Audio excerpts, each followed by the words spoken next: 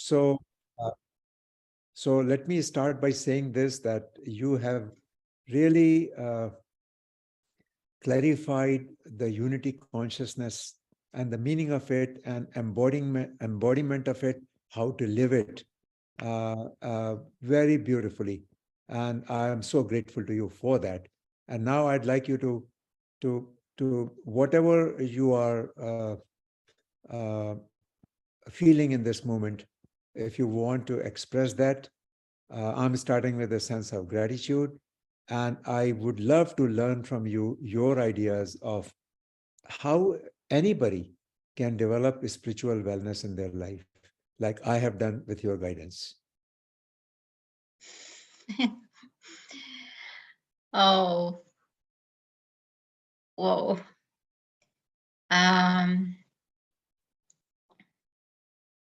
Spiritual wellness. What a great word.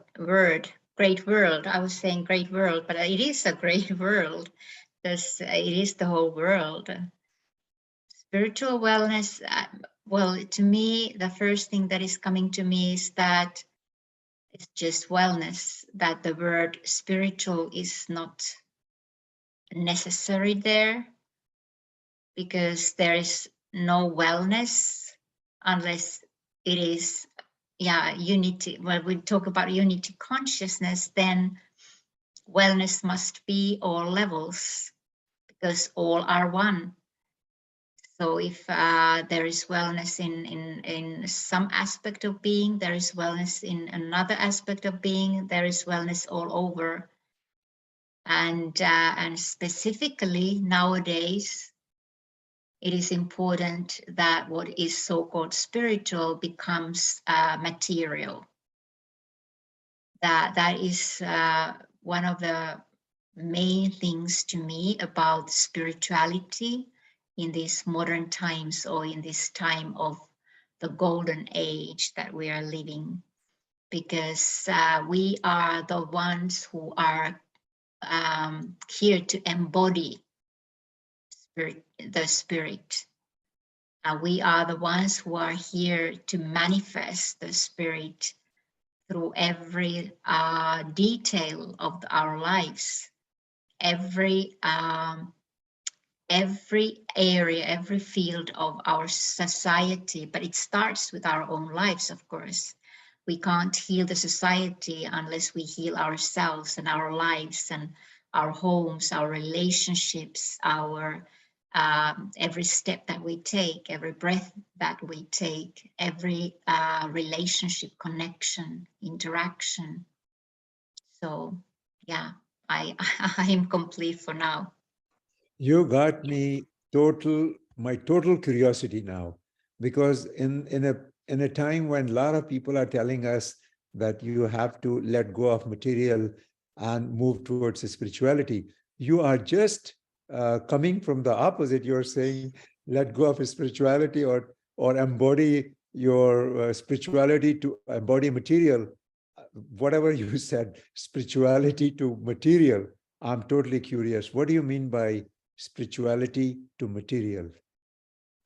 Well, isn't that the purpose of life? To me, it is self-evident.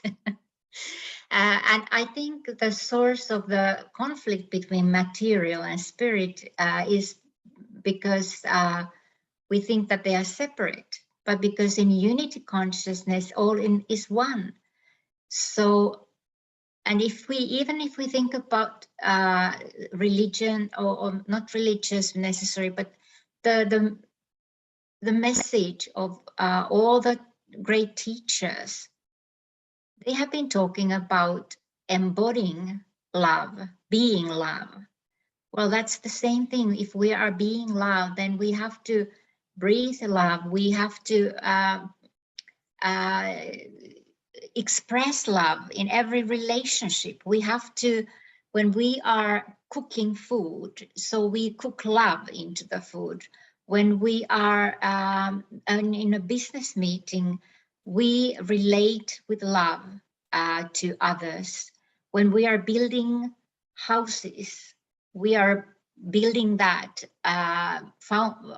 with love, and love is with every brick that we, and the foundation of the building. When we are doing politics, we must fill it with love.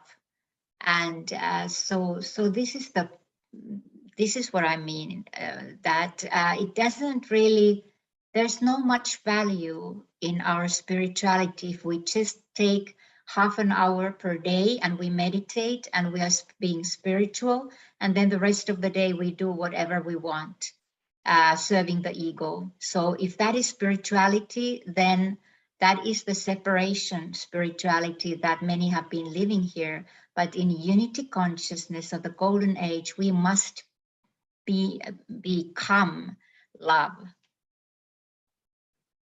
So beautifully expressed. Actually, I read something similar by a Buddhist monk who talks about spiritual materialism.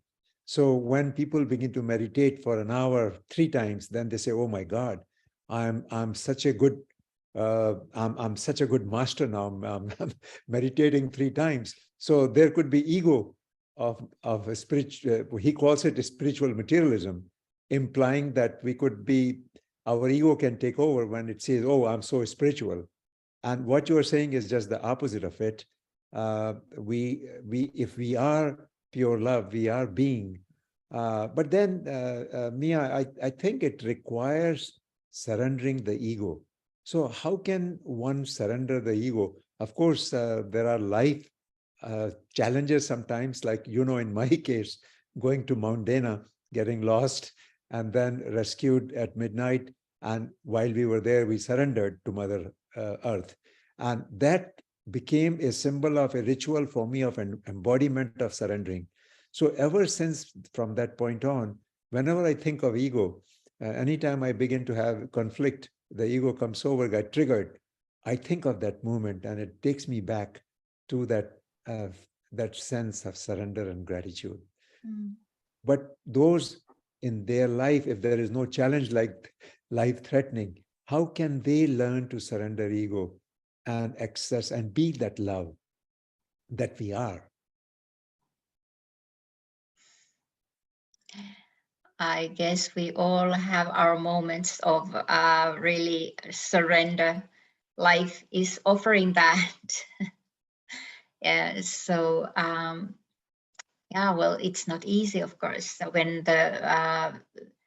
those frightening moments pass by, and then we go back to the more like easy moments. So then it's easy again to forget forget what it is to embody love, and it's just living the normal life. But yeah, it requires discipline, as well as grace and gentleness as well. And I think we human beings tend to practice discipline and gentleness and grace, also in a little bit opposite ways, meaning that we tend to be very hard on ourselves, and judge ourselves, blame ourselves, and as well as others. But if we blame others, there is always the bigger blame on ourselves, that's for sure. So we tend to be hard on ourselves and hard on others.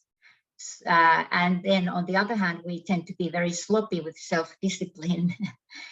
So actually, then what we need is that to be quite disciplined in order to have the focus on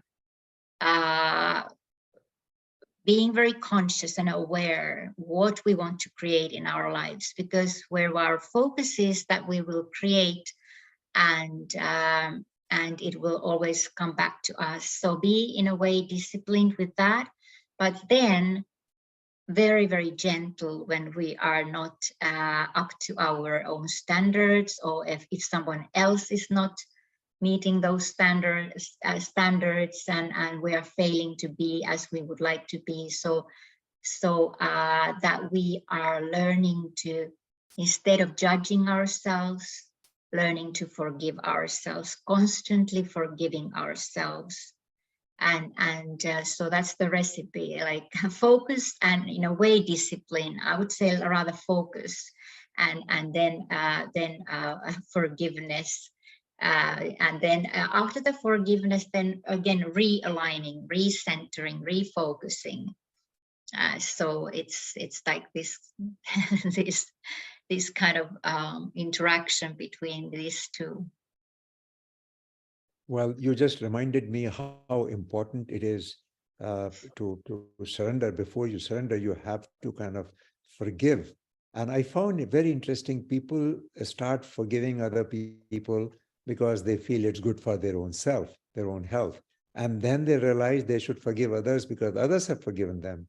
And then yet they realize that how can we forgive? We are all one. So there are levels of forgiveness. And I think one of the things, very important things that you mentioned is that forgiving your own self, because sometimes it's easy to forgive the whole world, but we are not able to forgive our own self. And that unless we forgive ourselves, we can't love ourselves. And if we can't love ourselves, then how can we be the love and love the whole world? So that is so important to be able to love ourselves and forgive ourselves. But even more important, and one of the things you also mentioned, which I found very good ritual, is to always feel the flow of love from your heart to the other person. And especially when you're getting triggered. So if you're in a business meeting and someone said something and you get triggered, your ego comes back. In that moment, if you can just and one of my friend says that fake it till you make it. So I remembered that even though I was not authentic, but I just faked it, that love is flowing from my heart to the other person's heart. And it took me maybe about 6 months or a year, but that fake it really became true now. So now I truly, even when I get triggered, I'm able to just continue to feel the flow of love from my heart to the other person's heart. And that has helped me tremendously. So I just again wanted to thank you for that beautiful ritual. Do you have any other thought about that ritual or any other such ritual which can help people learn to surrender and not get triggered by ego? When you describe that so-called ritual or practice, it just occurred to me that very often people are saying that, yes, that it's difficult to feel that love, and when you are triggered, and as you said, you can fake it until you make it. That's one way, and another way could be, and also what I have been practicing and also advising others to try it out, is that when you feel like you don't have that love, that your love is not enough to really flow, then just imagine that there is this greater being, whether it's your own greater self or it is the divine mother, father, God, whoever you want to imagine, but it's the greater heart behind your heart or around your heart, and that is including you, holding you, and actually you don't have to try to love the other person. You can just surrender to the greater love, to the greater heart, and let that love come through first to through your heart, and then through your heart to the other person. So that may be helpful when the own love is not enough. Then the idea also of surrender comes there beautifully, that you can surrender to this greater love and allow that to really flow through you and to the other person. Very beautifully expressed. And I'll tell you one more thing, which get triggered as you were speaking, is the spiritual wellness means that we don't need anything, we have enough. Because the moment you realize you are well, then you realize that you have the source. So we are totally connected with the source. Then what else do we need? Whoever shows up in our life, if we just meet them in being love and just do whatever our inner calling is in that moment, then there's nothing better than that. So we are complete. We have everything we need. We are enough. When you begin to live in that feeling, that is the beauty of living well. When you are complete, when you have everything you need, and you are here to just enjoy every moment of this blissful life. So this has been a beautiful dialogue, and I'm again grateful for your insights and your time. And if you have any other thought about spiritual wellness or wellness that could be helpful, then please share. I think this is just perfect, and I love the way you said that.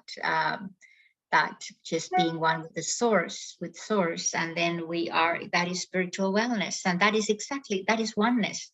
When we are one with source, we are one with every source, everything, everyone. And then also the question of matter and spirit, it just disappears, because, well, if I am in my body and I'm with source, then the body is also with source and filled with source, and so it's just that is all whole, all one. So living in surrender is ultimately embodiment of all the unity consciousness. For me, unity consciousness is embodiment of surrender, surrendering the ego, because when you surrender the ego, then you are embodying the whole universe. And that's where your Yes. life becomes effortless and beautiful, and you begin to enjoy every moment. Now, when I do get triggered and get out of that, then there is such a strong yearning to go back to that, because now you have tasted that. So for those who are still spending most of the time in the other place, in the ego place, and trying to come to this surrender place, any final word of suggestion? People are at different places in their life, and for some who are there and some who are not there, what is your final comment or final suggestion to them? I think it's time now just to let go of giving any more any more ideas, and let's just be here and enjoy. Just I be think here this and is now. just enough Thank you. for now. Thank you, Mia, for the beautiful insights and your Thank understanding you. of spiritual wellness and unity consciousness, forgiveness, surrender, and loving yourself. They're all beautiful things. And we wish everyone best of luck on this journey of spiritual wellness. Thank you. Thank you. Thank you.